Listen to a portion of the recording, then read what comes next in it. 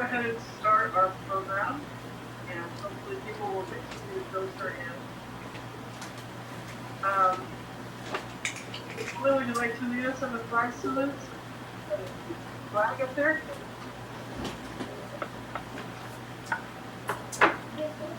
Ready, begin. I pledge allegiance to the flag of the Allegiance to the flag of the United States of America, to the republic for which it stands, one one nation, nation, under God, indivisible, with justice liberty and for justice for all. Amen.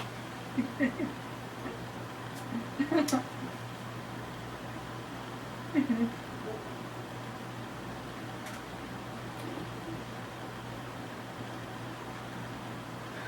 okay. Please be done. I'm muted. Thank you, Rowland. I can hear you. Just an announcement to remind everybody that we do have our Christmas light contests going on, and we have some really great prizes. The top prize is $500, and we would love to get some more entries in for Christmas lights. So if you know a neighbor or you know somebody who's decorated their house, they may not be on Facebook and they not know about us. So maybe you could shoot them an email or send them a flyer or give them a flyer and let them know that there's some really great prizes out there that you can win. We'll probably pay their electricity bill and the cost of the lights that are out there for a $500 win. So keep that in mind. We have some new appointees. We have Josh Newman, we have Young Kim as representatives, and I have not been able to get them and their people who are meeting yet. So we give them until January, and hopefully they'll be in a good weeks, and we'll have a light list of people to listen to tonight. So let's start by Walnut Sheriff Station said that they would not be able to make it tonight, but we do have CHP, which is good, Mr. Marco Piguez. Would you like to give your report? Yes. Hi, good evening, everybody. There's not much to report in that's a significant importance in the Rowland Heights area. There was a fatality that happened in unincorporated Whittier, which is another area that we handle. That was involving a car full of young teenagers that looked like the driver might have tried to run a red light, and there was another vehicle that was making a left turn. Didn't really see the car and ended up broadsiding that car that ran the red light, and then they hit a telephone pole, and there was 4 young teenagers in the back of the car, and the front passenger ended up passing away when they hit the pole. I wanted to bring that up just to let you guys know that I do a teenage driving driver awareness course. So if you guys have any teenagers or know anybody that or know anybody who has teenage drivers, it's called Start Smart. This will be a Start Smart presentation, and it goes into how to get your license if you're a young teenage driver, and then some of the dangers and things to look out for as a new driver. It's about a 2-hour course, so I could send you guys the information. I have a flyer for it, and I'll email it to you guys just so you guys have it. Pass it along to anybody, and hopefully we can save a few lives with these young teenage drivers that are getting their licenses. And before I forget, we are doing our Chip for Kids toy drive, and that actually surprisingly has been more successful than I thought it was going to be. We initially were going to be at a few area malls, and that got canceled when COVID started up again, and it started getting more aggressive, I guess you should say. It's never stopped, but it became more apparent that more people were getting the virus, so we were told not to go to any in-person meetings or do any type of toy drives that were toy drive, whatever you want to call it. So we had to go strictly word of mouth, and we have a text to donate campaign, and that is somewhat successful. And then we started a Amazon gift registry. So I have a link that I can share with you guys, and if you guys would like to donate, you guys could just go on the Amazon link and then just find a toy you like, and then it'll be shipped. It'll be shipped to our office. You know, once you guys check out. We are still partnering up with Walgreens, so if you go to your local Walgreens, there should be a box there for the for kids toy drive. And if there isn't, then send me an email, and then I'll try to get a hold of that manager and see if they need a box or what the case is for that Walgreens. So in general, I just want to report on last month we had 463 traffic collisions in our area that we investigated, and in the Rowland Heights area there were 11. Compared to last year, there were 22. So I was looking at some of these numbers, and it does look like traffic collisions in most of the areas are down by about 50% still, especially right now when we just got the new stay-at-home orders. We do see a little bit less of traffic congestion, but there are still people out there that are driving and unfortunately are getting into collisions. So last year we had 680 collisions, same month last year. So you can see that it is significantly less. We're still out there enforcing, but I mean, to be honest, a lot of it has become more of a reactive instead of a proactive approach due to COVID. We have, I think, we just might have confirmed the 12th CHP officer that has contracted COVID here at our office. So we're trying to take all the precautions we can at our office, but regardless of what type of precautions you take, we work in an environment where you come into contact with people on a daily basis, and somebody might have it and they don't know. And so we're working on the health department actually came to our office today, and we walked through our office, and they helped us out trying to hopefully minimize the spread. So we have about 12 right now, and we're still confirming a few more that might be out sick. So just be careful, do what they say, wear your masks, minimize your contacts, 6 feet apart, those types of things.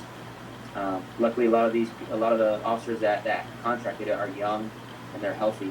So it's been minimal. For a lot of them, it's just been chills, fevers, headaches, loss of taste, those, the common things you hear.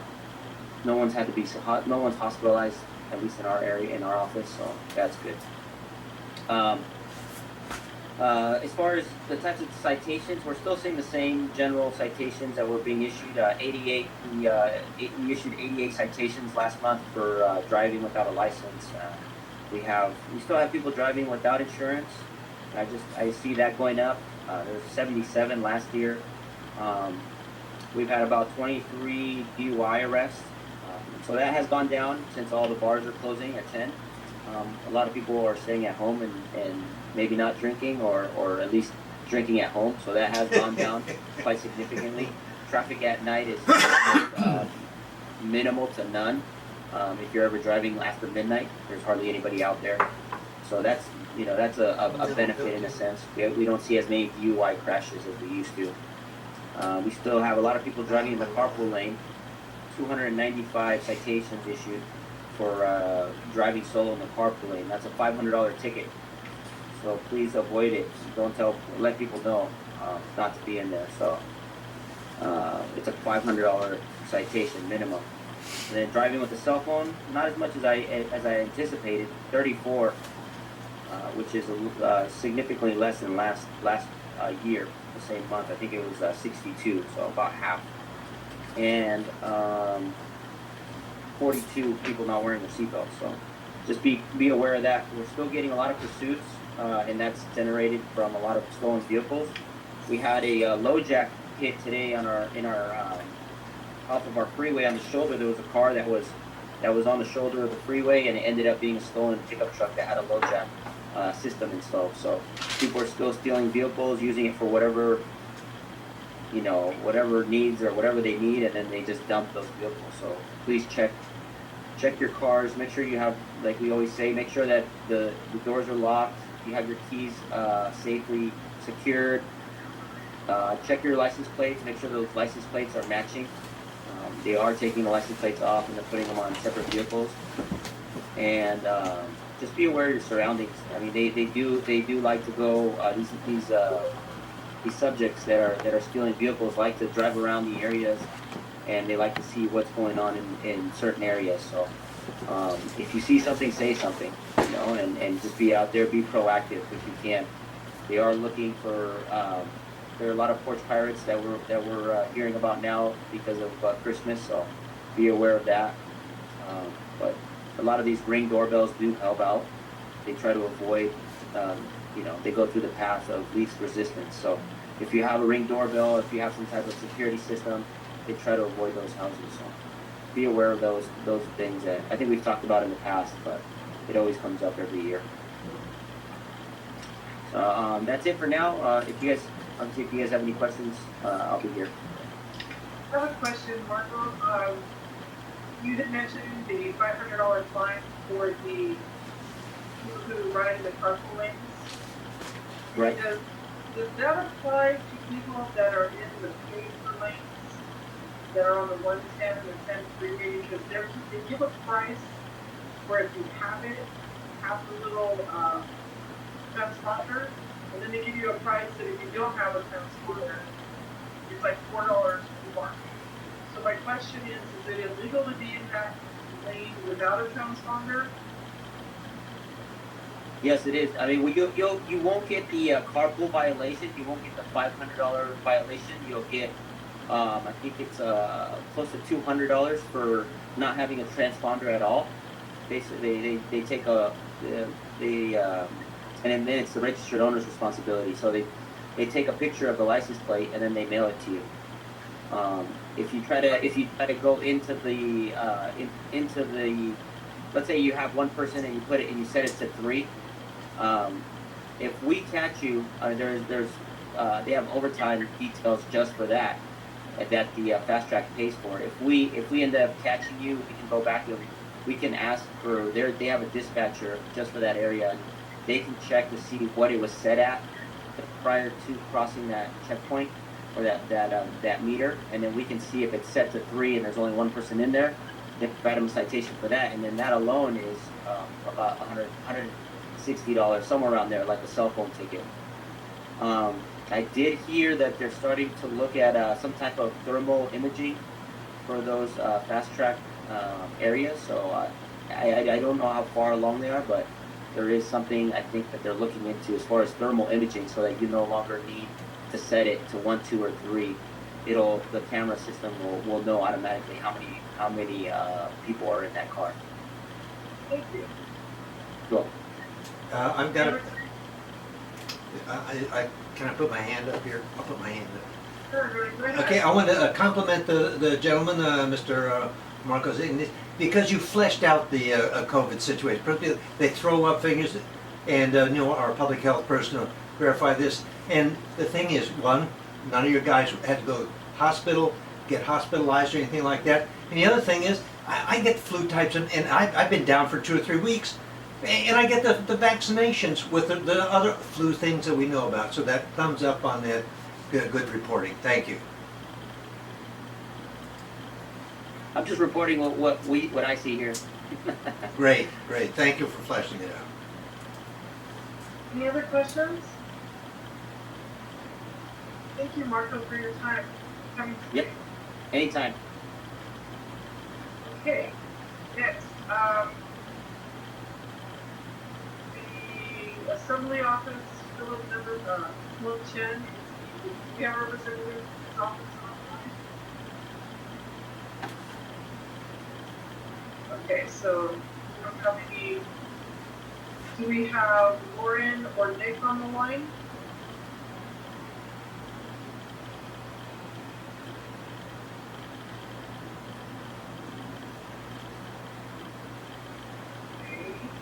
Trying to see is Lauren or Nick on the line? Yes, I'm on the line. Can you hear me? Oh yes, I can hear you now. Oh, okay. Go ahead, Lauren. Okay. Right now, we have a high number of cases, as I'm sure you all are aware, but thankfully there's hope. We have the vaccine in LA County, and Spitzer will be delivering approximately 82,000. If you've been watching the news, they've already been giving out vaccines. Vaccines will first be going to healthcare workers, the frontline workers, and residents of long-term care facilities. And we'll keep you posted on that. But it's really exciting news, and again, there's hope. And I also wanted to share a little update on some of the things that have been going on within our office. The supervisor was sworn in virtually on December 4th, so she's going to start her second term, and she recaps mostly things that she's done during the pandemic. And at this point in time, we have a majority, or actually, we had a majority. Now it's the entire board of supervisors are all women. So it's something that I think she says that, in her dad's time, and her father was a supervisor, who would have thought that years later, we would have an entire board of all women. So just wanted to highlight that. And then last Tuesday, the board approved the supervisor's motion to back the $908 billion COVID-19 relief package, which Congress is still yet to act upon. And the supervisor has been a big supporter of businesses, particularly restaurants, hoping that they could stay open despite the stay-at-home order. And hopefully this relief package will be a start to help those that are losing their jobs and these restaurants. So that's the update from our office. If anyone has any questions, we'll be happy to take any questions. Yeah. You see my hand? My hand up? I got my hand up. Oh, we got two hands up here. Go ahead, Brian. Oh, okay, I have a laundry list here. And it's something that's really annoying from the supervisor's office. And this idea of having 5 women, I wouldn't care if they're 5 women, 5 men, or whatever the heck they are. It's what you do while you're in there. And one thing, that Rowland Heights gets no respect. Okay? You guys come to this meeting, and what do you do? Do you give us, how about all those road projects that you had going? What's the happen on that situation? But I will have some video up on my YouTube channel on that. And the ACE, the underpasses, that what's the status on that stuff? We have things that really mean something. And another thing is, and people should know about it, put it on my Gazette, so forth, on my YouTube son, is the Rowland Heights Park. And it is shameful, after 35 years, we're still fighting the same battle just for basic maintenance. We're not talking about pie in the sky, basic maintenance. And you have an individual who's supposed to be in charge of getting the wood chips. And folks, if you don't know about this, the parks are closed down to the children. These are the little guys to use the equipment and so forth, because they haven't got the proper amount of wood chips. I got a figure from Mr. Ralston for $10,000, which of course the coordinating council could get on a GoFundMe situation. I think it is shameful what the way the disrespect that has for not all, it isn't about me, it's about the kids, it's about all the people that use these things. Okay, and the list goes on. But that thing about the wood chips, $10,000, we'll get the money, but we need to have this county step up. And it's just going on about that one. And we kind of deserve what we get with the coordinating council here, which I believe should be disbanded and come back as a Rowland Heights Improvement Association. It is proactive, does something, boots on the ground, and get out there and do something for Rowland Heights. There are so many issues. And if you go on the Buzz or next door, you'll see what the situation is on the response. How about the, I call them transients, habitating the commercial properties. We had this up here at the Stater Brothers property and so forth most recently.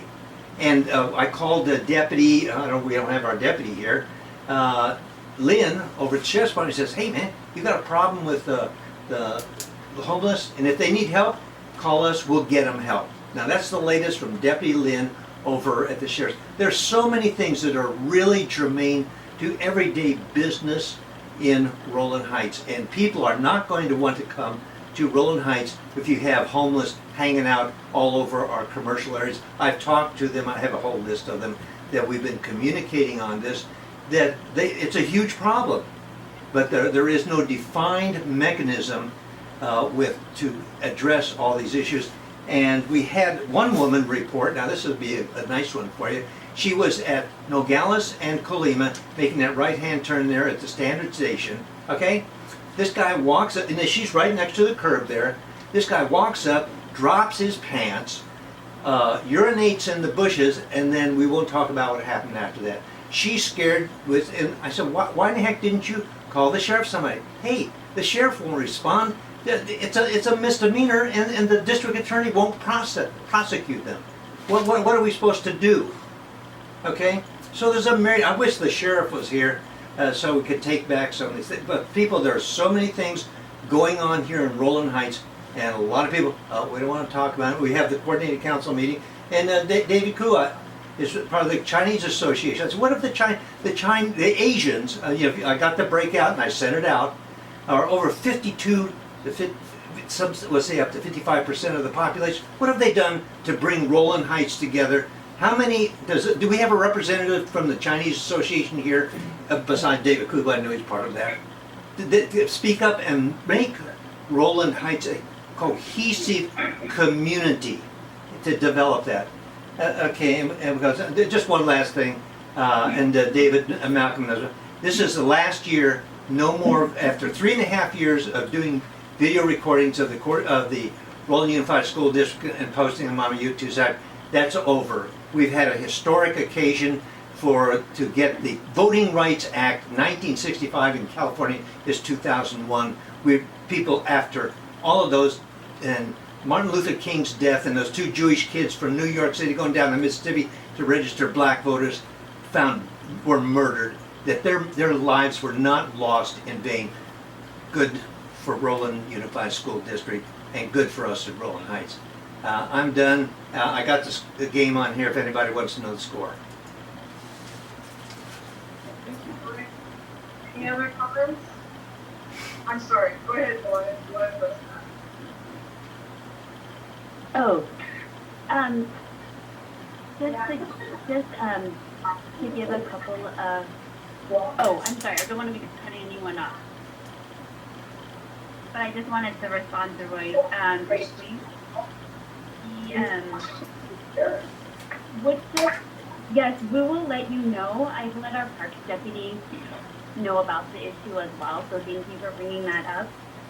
Regarding the homeless in the community, I've mentioned this before, but I think the best way for us to address is to use LA HOP. It's la-hop.org, and if you go to that portal, it'll direct you to fill out a form, and you can have an outreach worker go out to the location where the homeless individual is, and they will offer them services. They will provide mental health workers to also reach out. So I would encourage people to use that tool. You can also, of course, contact our office, or obviously sheriffs are able to provide assistance as well. Maybe offer taking them to a shelter, etc. So we have different ways to reach out, and it does take multiple attempts at times, but we do encourage you to be proactive in that sense as well. Regarding the overpass, I don't want to, I know that this is something Denise has reached out to ACE to talk about this, but they had a contractor issue, and they'll be providing an update, I believe, to the community soon. You can contact them directly, or contact me later, and I can give you more detail. But they are working on it. Yes, I did make a coming to our meeting in January on this project. Okay, great.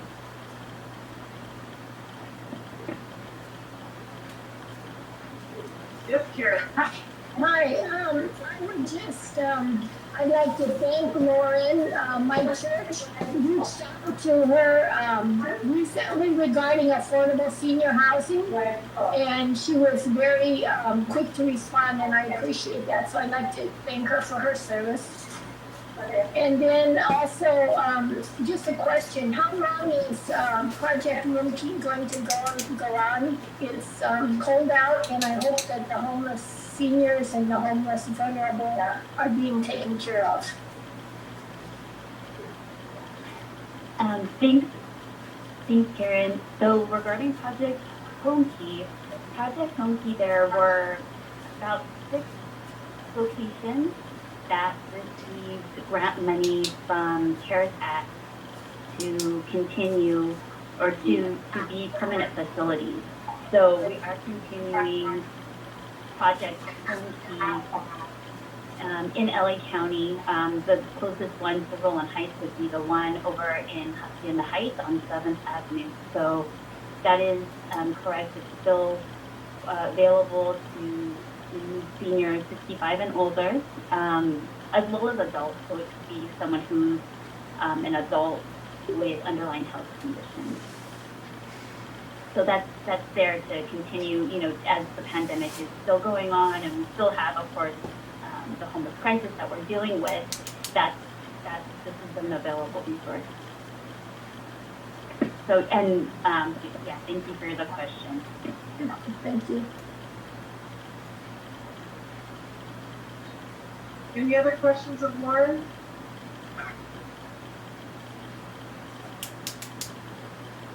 Okay, thank you, Lauren, for your time tonight. My pleasure, thank you. Okay, Rowland Unified School District, Lynne was having some difficulties trying to log on. Is she on the call? Okay, I believe she's still trying to get in, so. She just texted me and said that she's on her cell phone, that she called in. I have 2 cell phones and they're unmuted, so if she's there, have her speak, you'll know which one's her.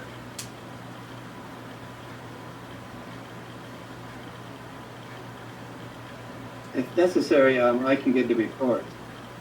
Can you hear me? Yeah. Can you hear me now? Yes. Yes. Okay. My voice is loud enough? Yep. Okay. Hi, this is Lynne Ebenkamp, and I'm giving the report from Rowland Unified this month. Sorry, I had trouble logging in with the GoToMeeting, so I'm on my cell phone. But I have a few things to report. It won't be lengthy. There have been some changes in the Rowland Unified School District Board of Education. Donna Friedman is no longer on the board due to the fact that we're now voting by areas, and only one person can live in each area and serve on the board. So Donna no longer is on the board. But we welcomed a new board member, Eric Venegas, this month.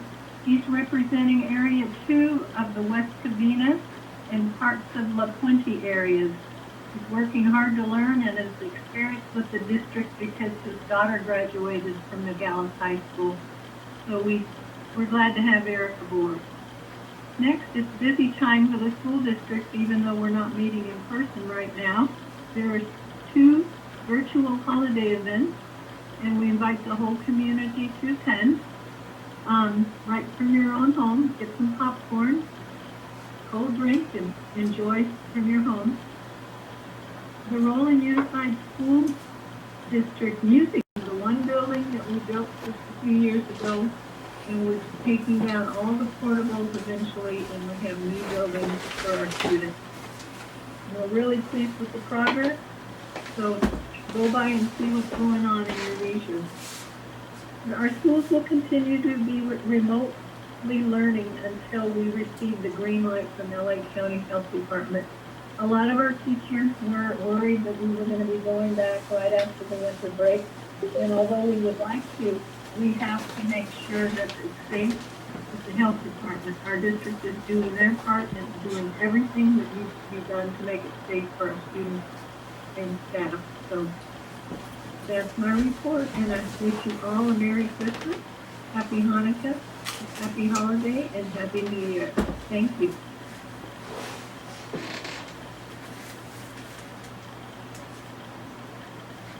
Sorry about that. Lynn, thank you for your report. Does anyone have any questions?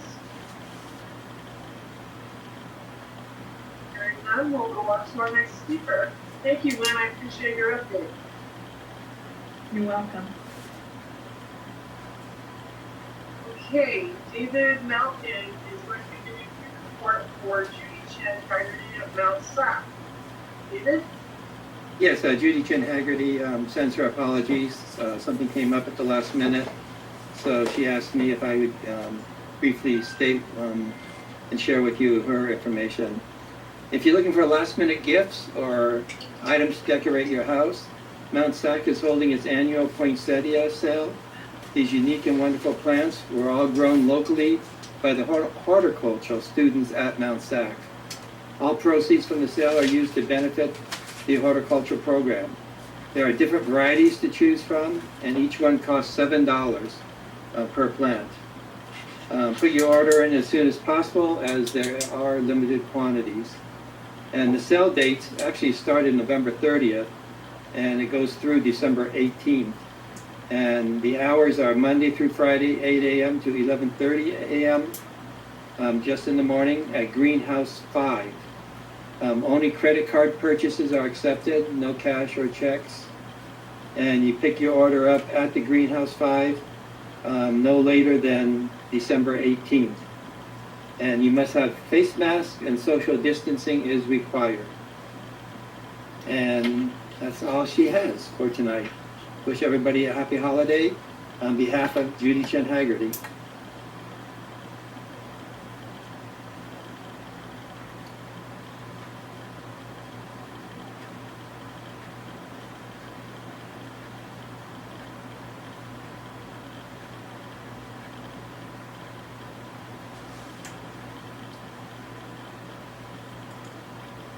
Denise, you're muted. I keep doing that because I don't want the background noise to do anything. Sorry about that. Thank you. We have Elise Rasmussen from Public Health this evening to give us an update on the status of COVID in our area. Elise? Great. Denise, do I have access to share my screen, please?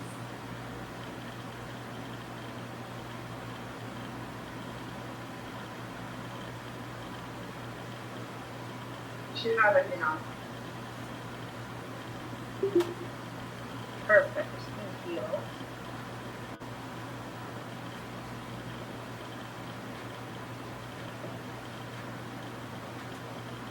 Can you guys see my screen?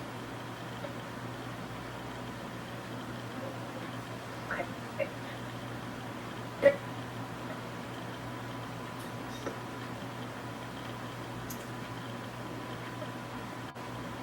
Okay, so my name is Elise Rasmussen. I am the Public Health Nursing Supervisor for SPA 3, which is the San Gabriel Valley, and I'm here to provide the monthly updates.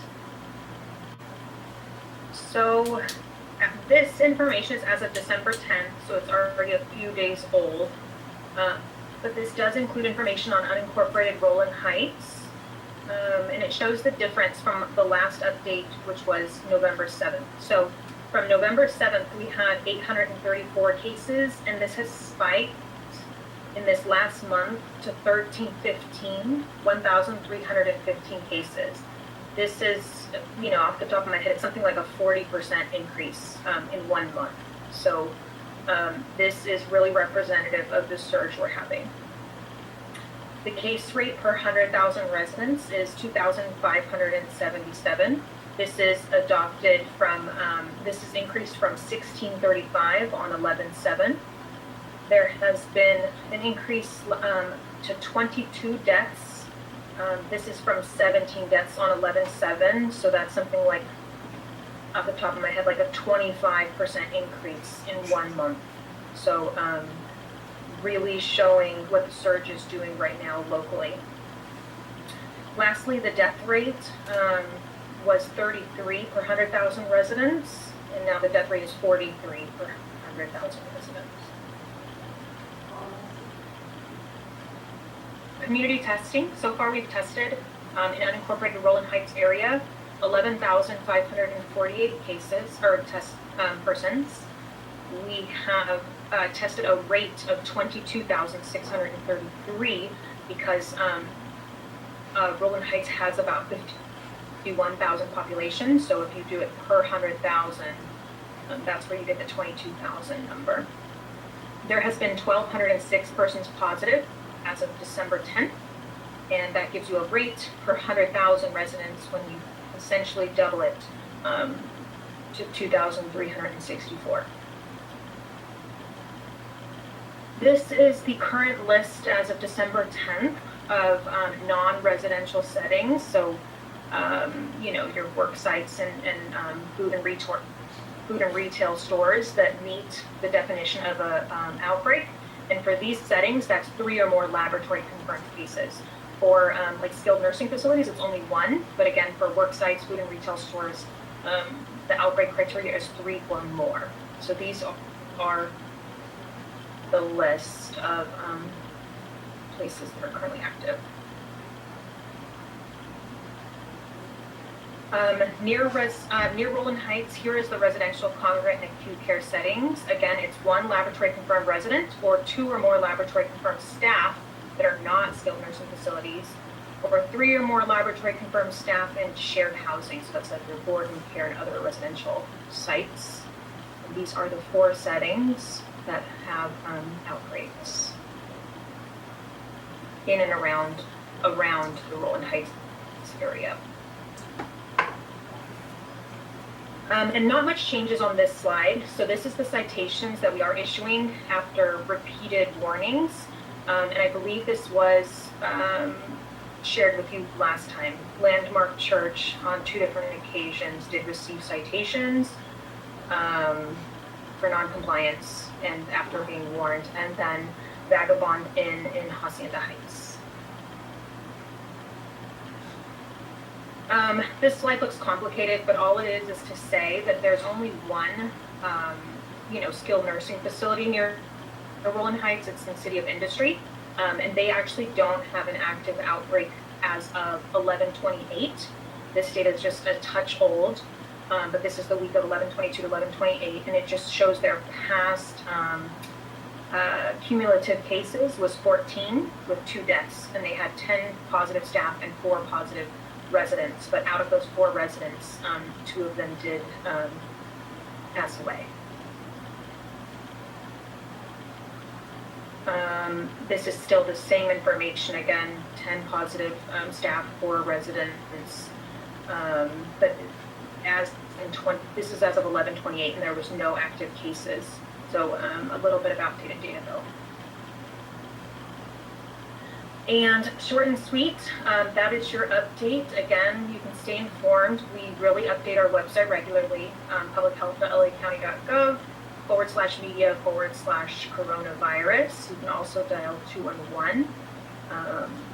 And that is it for our presentation. You were also told, let's see here, you were also made aware that the vaccine, Pfizer did apply for emergency use authorization and was granted that by the FDA last week, and we are expecting the 82,000 vaccines within this week. Any questions? Got my hand up here. This is Roy Humphrey. And a question on presumably, if we got the vaccines for the intent, the first rung of persons to get it, would we be able to project that it would, at least these are a 2-shot process? That's at least 60 days before we could say that 21 days. Well, 21 days apart. 21 days apart. Okay, and then that these facilities could be, I'll say, open to normal business. Is that the way it would work? People coming and going? Because, quote, if they're immune, it doesn't matter if somebody comes in there. And presumably nobody's going to come in with any symptoms, temperature, or anything of that anyway. Would that be the case? Oh gosh, you're breaking up so much, but I think I caught majority of it. I don't know if he was breaking up for you guys too. If they have not given guidance yet, as you're aware, they are going to be doing the healthcare persons and then persons that are, elderly in these congregate, living facilities. They have not given guidance as to whether they're going to allow visitation immediately after these 2 rounds of vaccinations. They have not given released guidance yet. Thank you.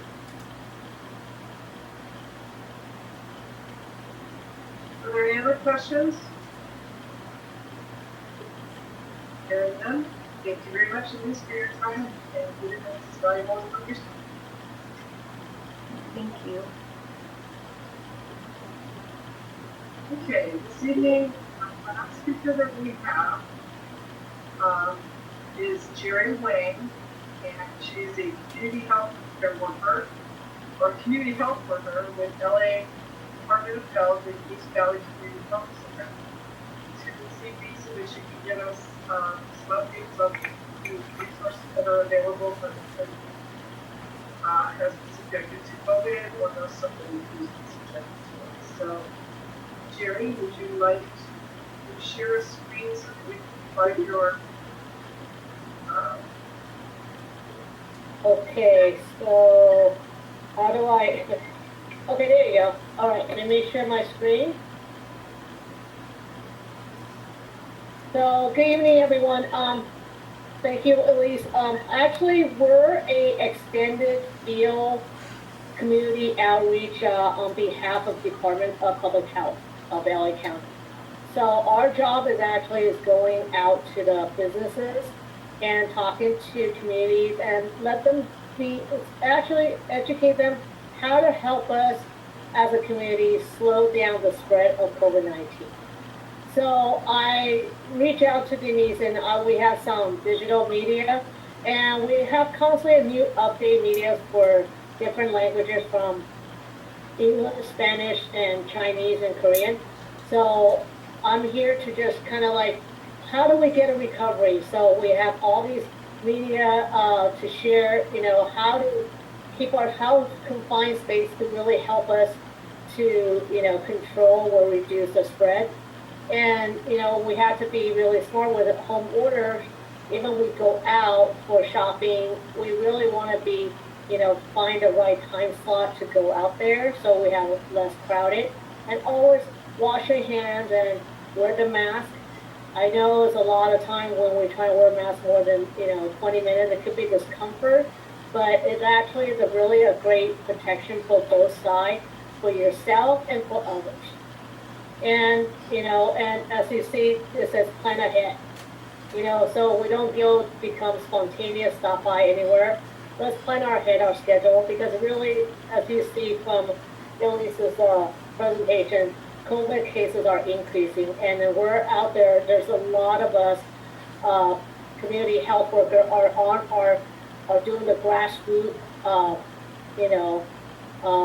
grassroots action to really get to the community, to really get to the tier 2, tier 3 community, and really educating them any way we can. So we like to be as much as safe as possible, also. And the other thing I would like to share is we do have a senior resources. I have sent this to Denise, and I hope she could either share with you guys, or you guys could contact me and getting information. And I love to send it to you. There's a lot of information here that you guys could reach out. What CVS, to do pharmacy delivery, what to do for healthcare, and then we have to take care of our mental healthiness.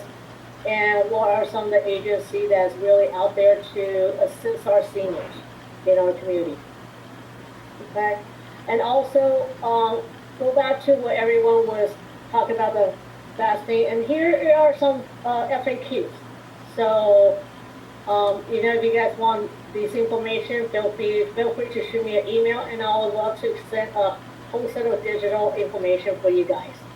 And I also consistently posted on Rowland Heights Buzz also. Okay, so can we guys give everyone our community how this vaccine will work? What are things we have to be looking at?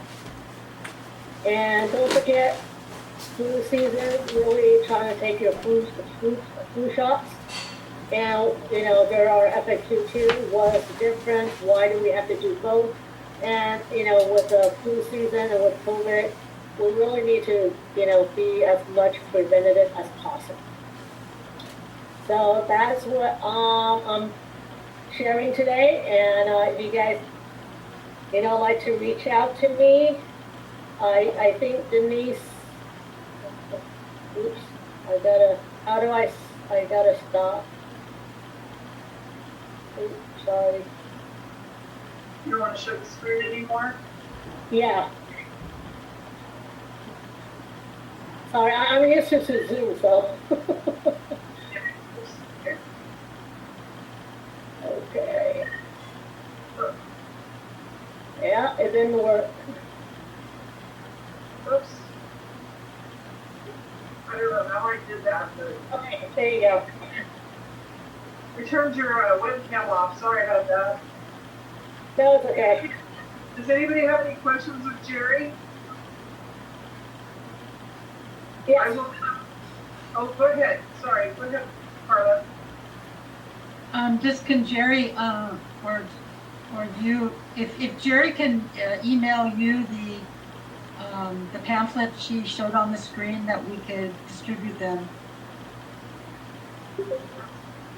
Absolutely.